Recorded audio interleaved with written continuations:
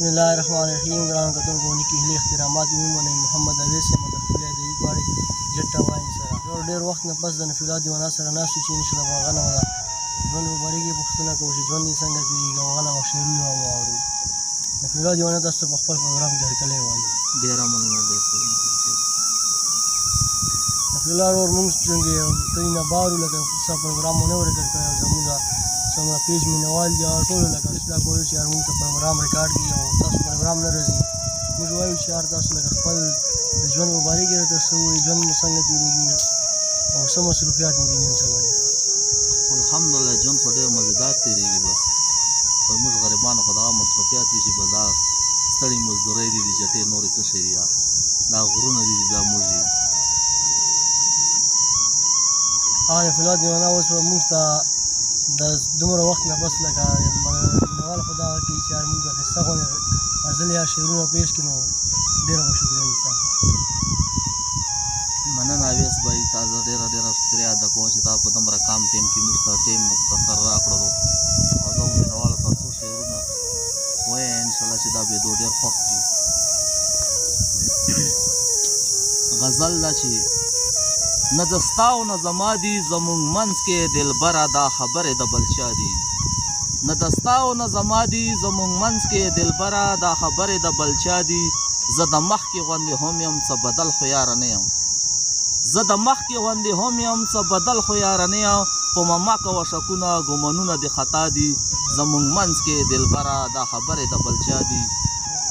تکه هر څومره په ما کې زه به هف هم درته نه کړم. تکه هر څومره په ما کې زه به هف هم درته نه کړم.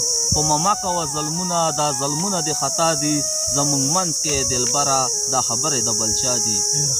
غمزانو دا غوښتله چې مونږ دواړه یې جدا کړو. غمزانو دا غوښتله چې مونږ دواړه یې جدا کړو. جدایي خو جدایي ده خو سزل پکې سوا دي. زمونږ منځ کې دلبره دا خبرې د بل چا دي. نه د ستا او نه زما دي زمونږ منځ کې دلبره دا خبرې د بل چا دي. دیوانه نپي په دغه خپل پام غلطومه. دیوانه نپي په دغه خپل پام غلطومه. کنې زړه په وینو لیکم که شعرونه مې ښایسته دي. زمونږ منځ کې دلبره دا خبرې د بل چا دي. نه د ستا او نه زما دي زمونږ منځ کې دلبره دا خبرې د بل چا دي. نفیلا ډېر ښایسته غزل دې وویلو. موږ غواړو چې داسې یو ښایسته غوندې غزل بل هم زموږ مینوال سره ډېره به ښایي.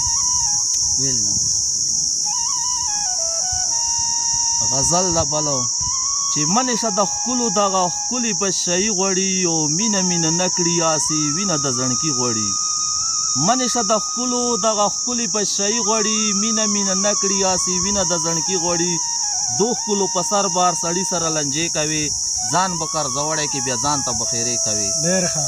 دو ښکلو په سر بار سړي سره لنجې کوي ځان به قرضوړی کې بیا ځان ته بخیرې کوي.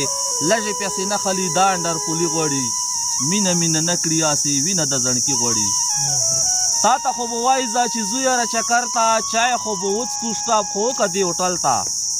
تا ته خو به وایي ځه چې زو یاره چکر ته چای خو به وڅکو سټاپ خو وکړه دې هوټل ته. چایو په بنۍ به دی بیا تا نه کړی غواړي مینه مینه نه کړي هسې وینه د زړکي غواړي. منې شه د ښکلو دغه ښکلي بچشایي غواړي. او مقطع ده پکې چې سام څه کو سړی نه پې ګوله سري بشي پرېښي دي نشي دي ګوره بیا ته نشهیي بشي.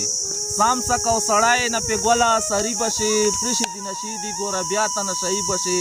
دی کله هونډې غواړي او کله سیونټي غواړي. دی کله هونډې غواړي او کله سیونټي غواړي.